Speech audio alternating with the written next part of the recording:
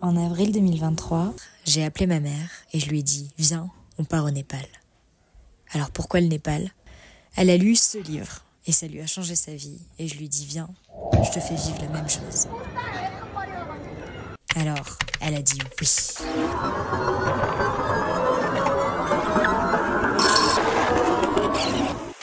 Alors Mamounette, on se retrouve pour discuter de ce que c'est le Népal. En tout cas, c'est un très grand coup de cœur. Extraordinaire. Pourquoi?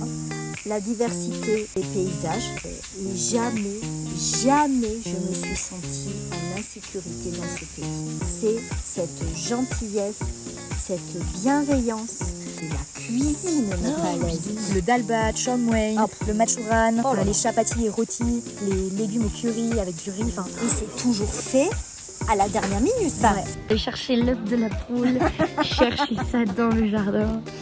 Très proche de la nature en fait, constamment. Ouais. Même dans les grandes villes, il y a quand même des grands parcs, il y a de la végétation qui vient pousser entre deux immeubles cassés suite au tremblement de terre en 2015. Un début de panique gagne les habitants qui titubent, qui chancellent. Une autre chose qui est très importante dans le Népal, c'est la spiritualité, qui est partout, tout le temps et quotidienne. Beaucoup de peu. Bon, il y a des grands temples, hein, alors il y a hindou et bouddhiste. C'est assez beau, ils vous offrent des fleurs, de la nourriture, il y a du riz partout.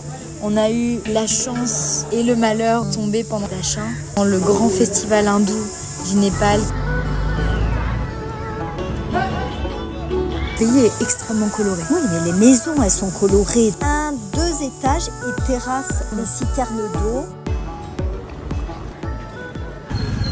Et puis après, on arrive dans les grandes montagnes parce que le Népal, ça a été pour nous la première image. C'est toit du monde. Quand on arrive au fur et à mesure du trek de plus en plus près, qu'est-ce qu'on se sent petit! Ces monts enneigés d'un blanc et après qui s'embrasaient avec le soleil qui se découvrait au fur et à mesure.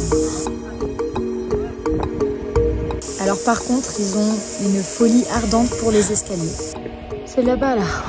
Genre là, monter les escaliers. Regarde-les, putain, j'ai envie de chialer.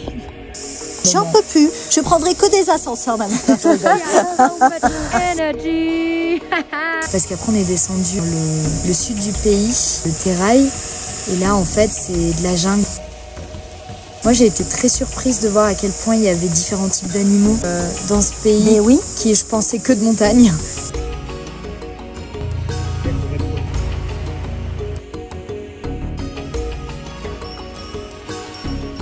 C'est un pays aussi qui est plein de rizières et de rizières en terrasse. Donc là, on était dans une époque où en fait, ils récoltaient le riz et après, ils les faisaient sécher sur des grandes bâches là.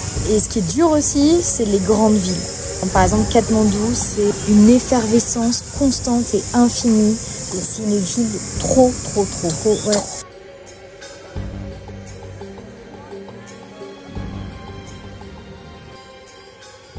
Sauf à Botnat. Voilà, très spirituel comme lieu. Et très apaisant. Il y a beaucoup de moines qui sont là à tourner autour.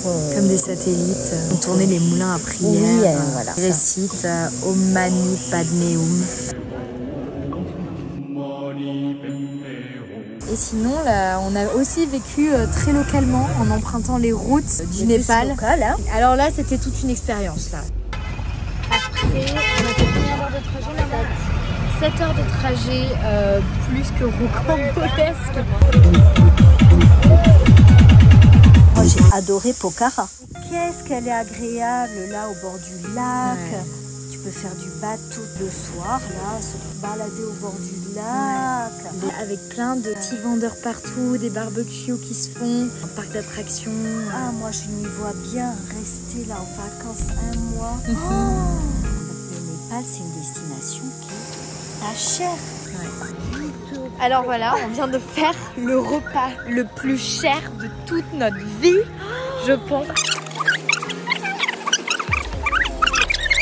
2460 roupies népalais. Maman, est-ce que tu peux nous annoncer quel est le prix en euros?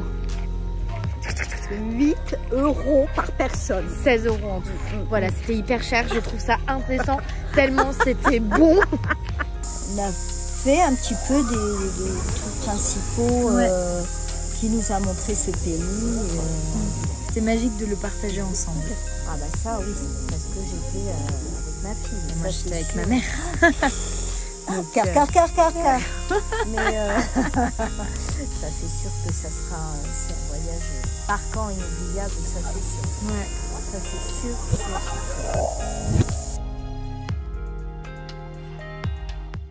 Alors par contre, il y a une chose sur laquelle on s'est jamais habitué, c'est leur capacité à cracher des gros molars en faisant le plus gros bruit. Les hommes et les femmes, hein. Ah, tous, Ah, hein. tout le monde, ah ouais, ils crachent, voilà.